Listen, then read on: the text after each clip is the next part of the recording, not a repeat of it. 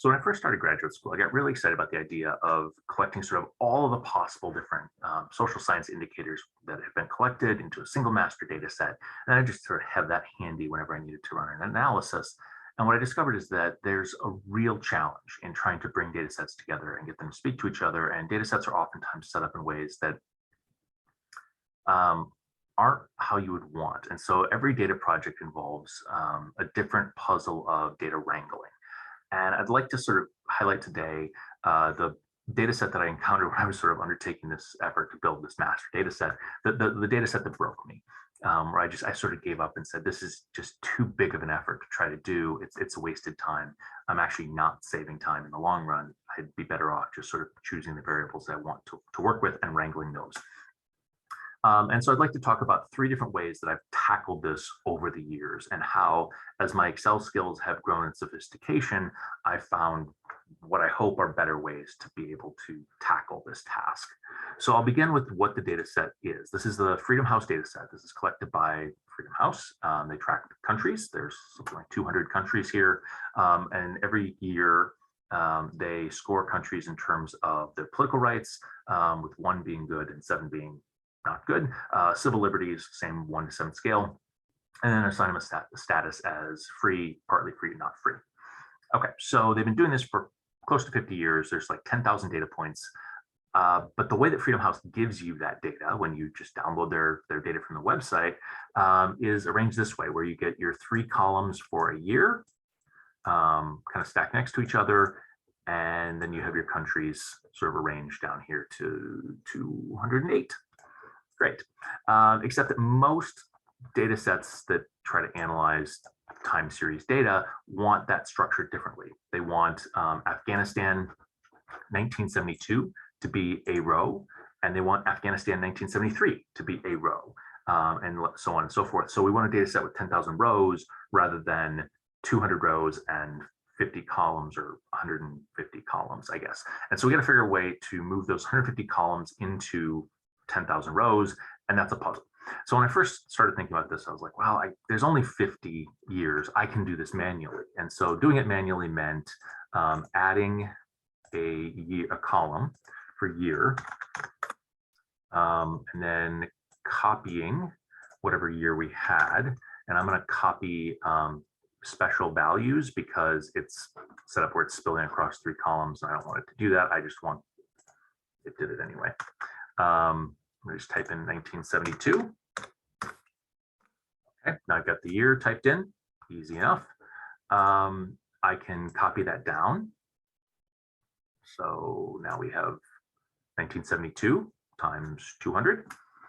And I've got my first 3 variables right next to it. So I've already built the first year's data.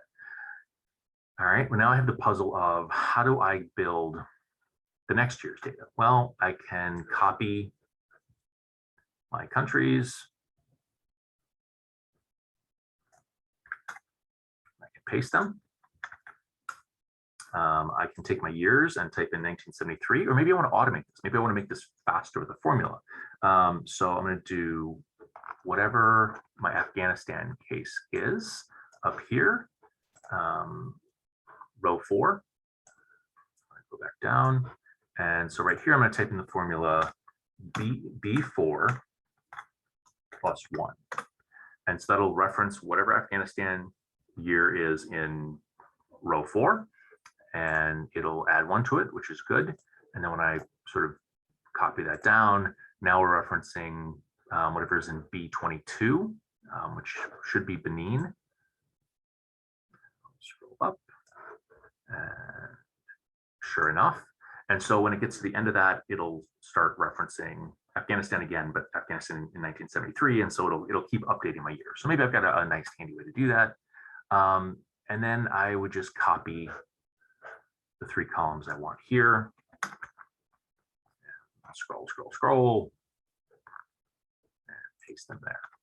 And then I would go and do the next year and so on and so forth. And it was tedious and exhausting, but it was doable.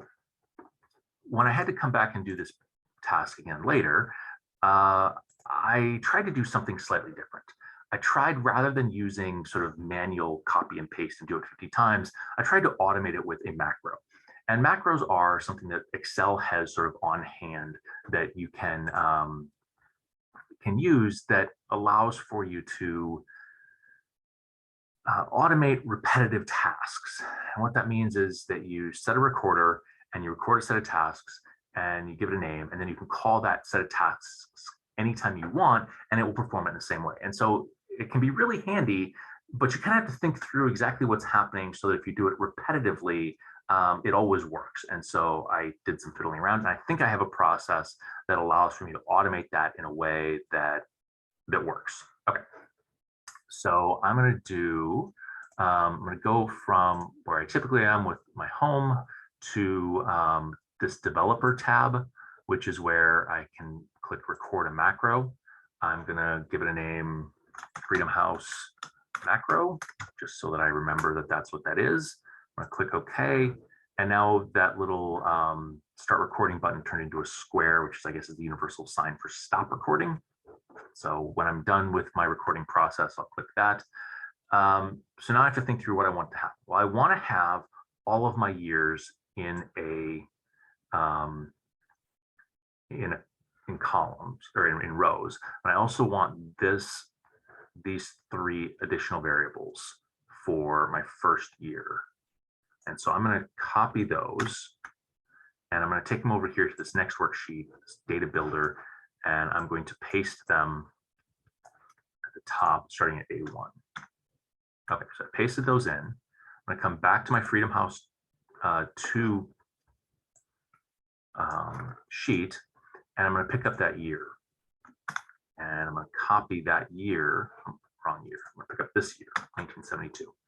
And I'm going to bring it back over to the data builder. And I'm going to paste special into here. It did spill across, but because I put it on the end, it didn't over delete my data. And I'm going to copy that and paste it down.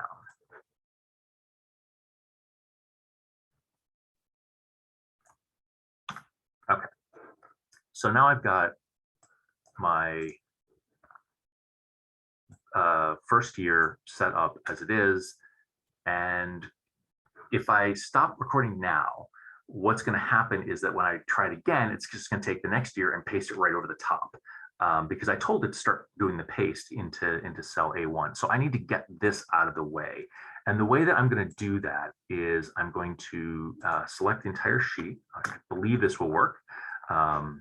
If not, the solution may involve going in and doing a little bit of manipulation. And I'm going to go to the end of where it's 2006, and I'm going to try pasting here. And it's going to tell me, no, you can't do that because it's too much. And so I have to do this manually, where I'm going to say, all right, I know that I'm going to have 10,000 cases at some point. And so I'm just going to highlight from here to 10,000. If you're curious where the 10,000 is coming, I have 50 years. I have 200 countries. It's going to get to be 10,000. So I'm going to pick up all of the data that I could conceivably have built up until this point. 10,000 and then a little bit more. All right, I'm going to copy that. Actually, I'm going to cut that, Control X, and I'm going to put it right at the end of where my data currently is. Okay, so what I've done is I've essentially taken anything that I might have thrown into this data builder worksheet up until now, and I've just pushed it down to free up that sort of first block of 205 rows so I could paste in more in the future if I wanted. Then I'm going to go back to Freedom House 2, which is where I started. You always want to end on the sheet that you start on when recording macros, because otherwise your references don't make sense because they have to be in the context of that particular sheet. And I've finished with these 3 rows. I don't need them anymore. And so I'm going to delete them. And then I'm going to click out away from there. And I think I can stop recording.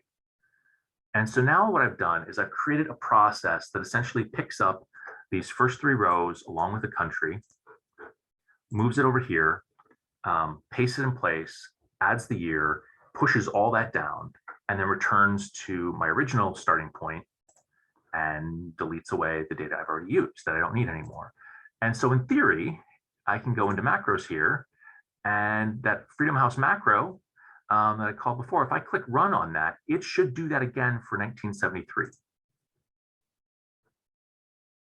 Well, 1973 is gone. That's great. And when I go over to my data builder, 1973 is here on row 206. And I haven't lost, at least I hope I haven't lost, my 1972 data. It's just there as well. And I can go back and I can run that again. Macros, my Freedom House macro. And my data from 1974 is gone. It's been moved over here.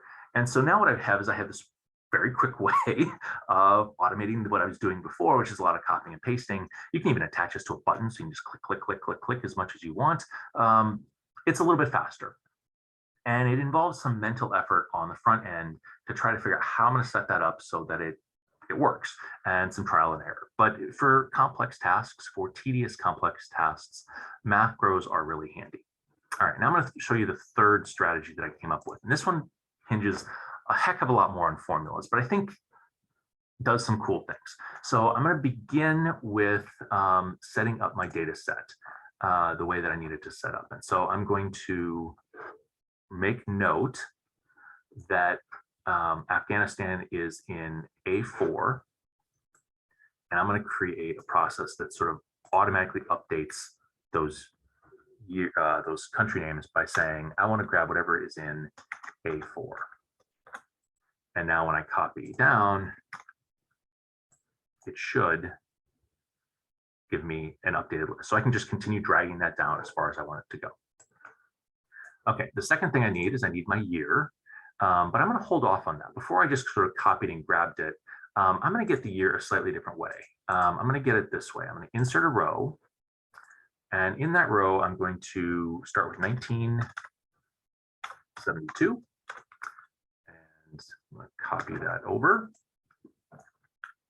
And here, I'm going to say I want whatever year I had in this first one, plus 1. I'm going to copy that over.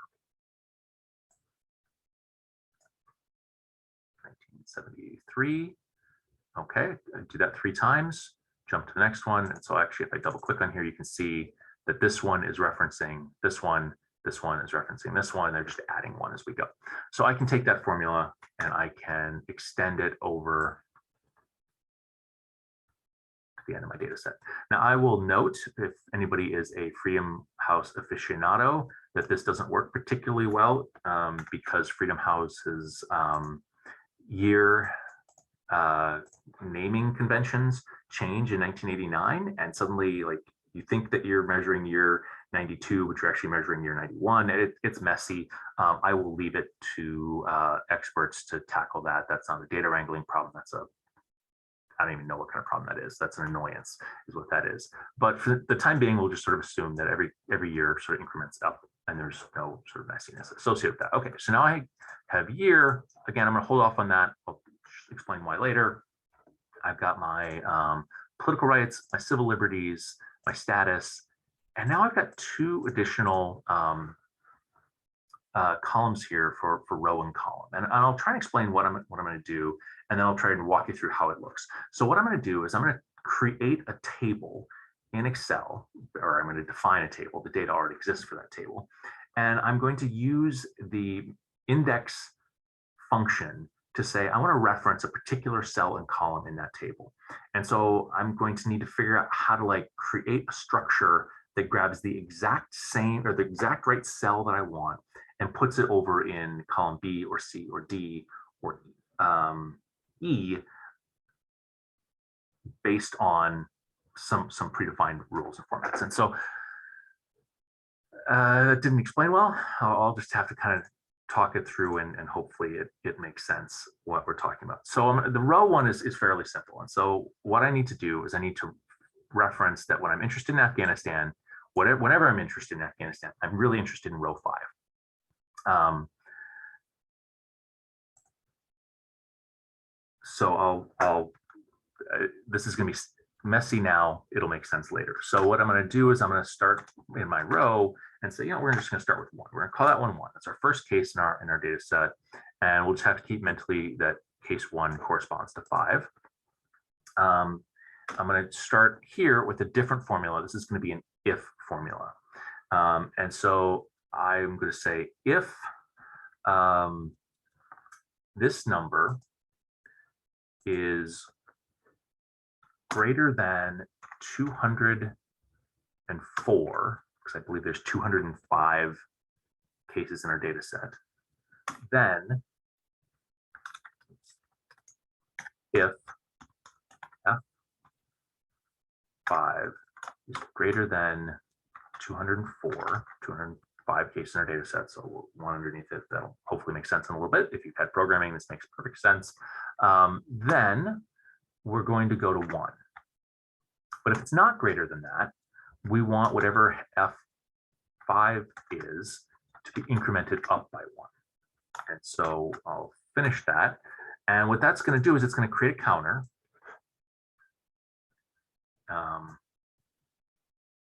But a counter that when it hits 204, increments up by 1 for this one for 2005.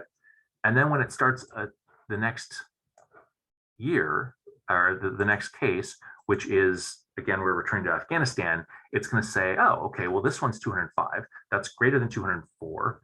So we're not going to be adding 1 to it. We have to start that count over at 1. And so now I've created a process that's able to count where I am at in terms of my countries, so that I know that Afghanistan is always a 1 and Barbados is always 15. And I think if we scroll back up, Barbados should be 15.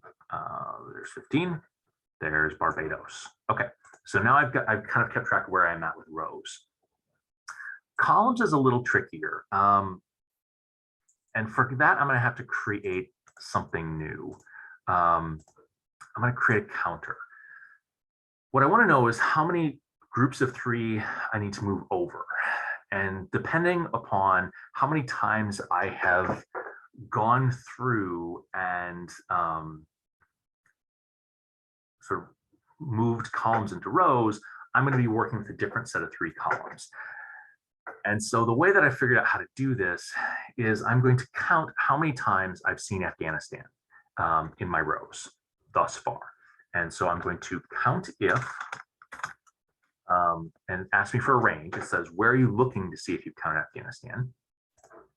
And I'm going to start with B5. And I'm actually going to anchor that at B5. I'm going to say $5. That's my starting point.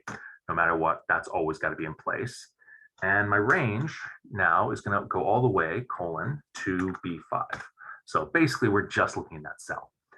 And that doesn't seem all that impressive. And what's the criteria that we're looking for? Well, we're looking for B5. So I'm looking in this cell to see how many times we see the value of this cell. And well, not surprisingly, it's 1. And so I'll copy that formula down a little bit. And I got a bunch of 1s, and it doesn't look like it's doing a whole lot, but let's look at what's happening at Barbados. And it looks a little bit different now.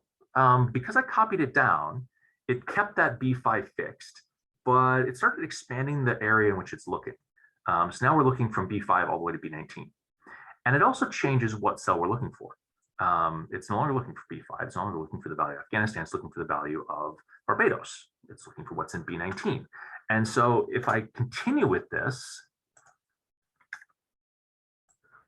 I'll copy all that down to Barbados again. When I restart my Afghanistan set, it moves us from 1 to 2, because that range now has expanded to include our first Afghanistan and our second Afghanistan, and it looks in that range for Afghanistan, which is on B210, and it finds 2 of them in that range, and so it gives me a count of 2. And so I can mentally keep track that if I have a 1, I'm looking at those first 3 columns. If I have a 2, I'm looking at the second set of 3 columns. And if I have a 3, I'm looking at the third set of 3 columns. Boy, that's messy, but it'll work. Trust me, I think. Okay, so now I've got a method to keep track of columns. I've got a method to keep track of, yeah, actually, I will use this and call that columns. Delete that now. All right, so now I can declare my table. And this is something that's actually a really awesome feature in Excel that I don't know is universally known about, but I can select a range. And so I'm going to click Control and Shift and go over. It'll take me to the end, and Control and Shift and down. It'll take me to the bottom. And now I've selected this range that has all the Freedom House data in it, which is kind of nice.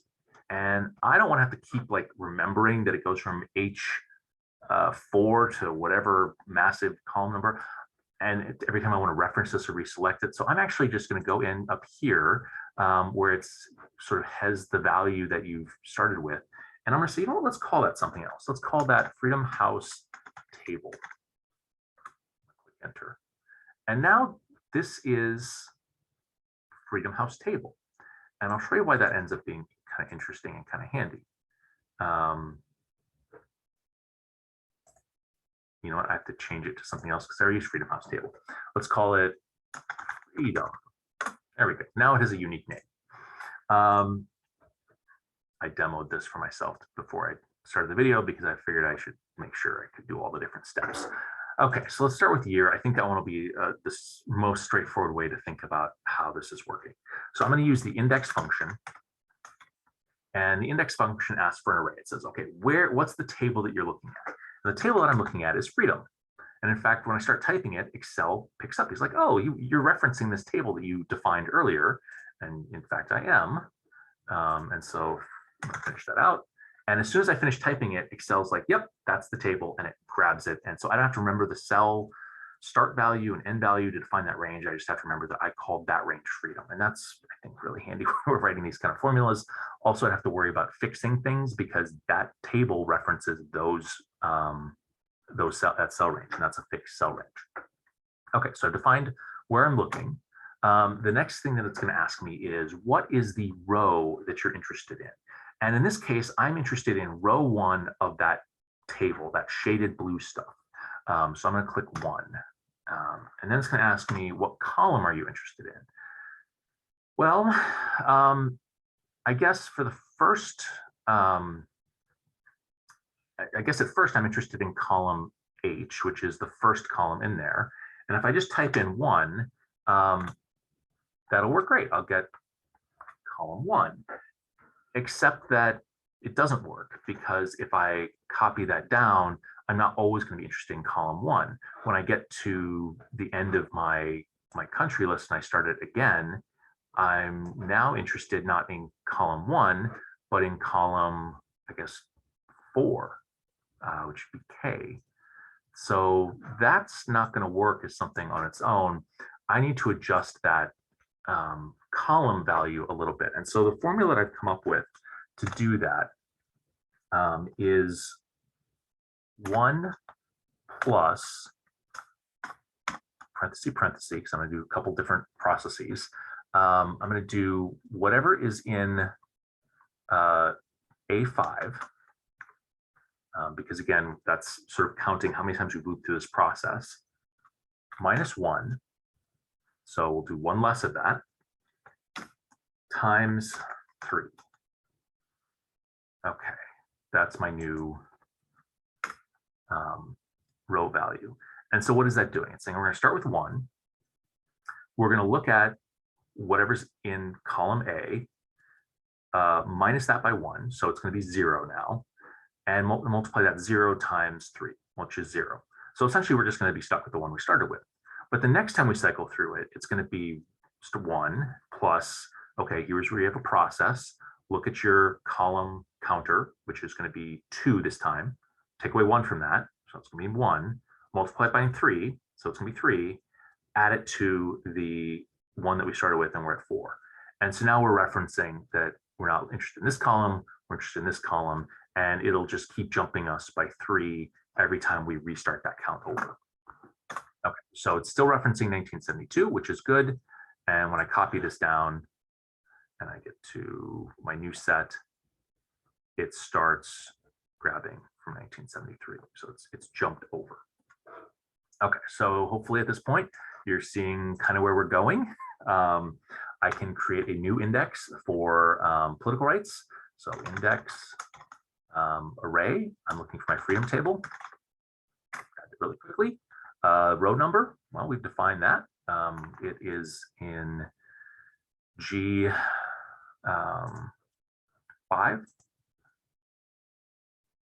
I'm sorry, row number is from the table. I'm interested in, yeah, G5, because as I move down, I want to reference a different row each time, because it's not that we're going to have the same country value or same year value every time. It's that Afghanistan corresponds to row, the row indicated by G5, which is 1. Albania corresponds to the row that's indicated by what's in G6, which is 2. So we're going to use that row value that we created earlier, that counter that kind of returns to the original value each time for our rows. For our columns, we're going to do that sort of same trick that we used before, which is 1 plus parenthesis, our column counter, A5, minus 1 times 3. And I think that should be good. Oh, I missed a parenthesis at the end. We'll accept that correction. Excel, thank you very much. Okay, so that's clearly not working because it's referencing here. I need to reference here. And when I think about it, of course it's not working. I told it to go to row 1, which in my freedom table is here. So I need to increment that G5 up by 2, because I don't want it to start at row 1. Actually, I want to start at row 1 plus 2, which should give me the right result. Oh, there it is. That's great. Okay, and I can copy this over. Probably have to fix it. Actually, I'm going to copy it up here so it doesn't change some of my values of where I'm referencing. I'll paste that formula in, and everything should work exactly the same, except this time my column that I'm interested in isn't the first column and then the increments of 3 after it. It's the second column and the increments of 3 after it. So I'm not interested in this PR, I'm interested in the CL, and I can really quickly change my formula to do that. Instead of saying we're looking at the first column, we're looking at the second column. And sure enough, it grabs that 5. And we can do it again. Pick this up. I'm going to put it over here, paste it in place, and say we're not interested in the second column, we are interested in the third column. And we're going to keep incrementing by 3 up, starting with that third column. And sure enough, it grabs the partially free. All right, so that's working. That's great. We can test it really quickly and copy and paste it down and hope to heck that it works. And it seems to be working. Where we have missing values, there's missing values. Let's check Barbados. That's our kind of go-to location. Barbados here, 1 free, 1 free. That looks pretty good. Let's scroll down and actually let's make note of what Barbados should be in the second column. It should also be 1 free. Okay, so we're going to scroll down to where we've finished this process, and it looks like things are playing out okay. We have Barbados, we have 1973, we have 1 free. It seems like it's pulling correctly. And so now I can just simply copy all of this, and I should be able to start just dragging it down and getting it to extend and continue collecting data from that table and creating the structure that I was hoping for originally, which is 10,000 rows to the full 10,000 with the relevant data grabbed appropriately from each year and then lined up in a different format. So this is not an easy way to extract this information. It requires, again, some little mental effort up front.